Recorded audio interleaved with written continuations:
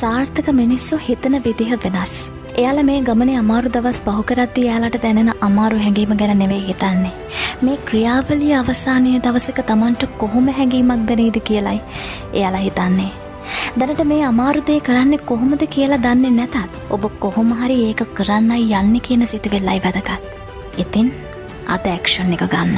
ඊතුරු හරිය මේ සාර්ථකත්වයේ ක්‍රියාවලිය හරි ලස්සනට ඔබට ගන්නයි. ඔබේ සිහින ගැන ඇහුවම hina යනවා කියලා මිනිස්සු කියයි. ඇයි ඒ? ඒගොල්ලෝ ඒගොල්ලන්ගේ හීන අතහැරපු නිසා. මතක තියාගන්න.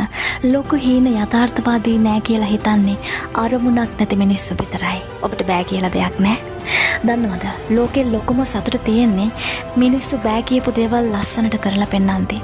ඔබ පැරදිලා මුල්ලකට වැටිලා ඉන්න කෙනෙක් නම් මේ දැන් ඉඳන් ඔබේ කම්බැක් ස්ටෝරි එක ලියන්න පටන් ගන්න. ඔබේ නියමම අනාගත ඔබව අතාරින්න ලෑස්ති වෙන්න එපා.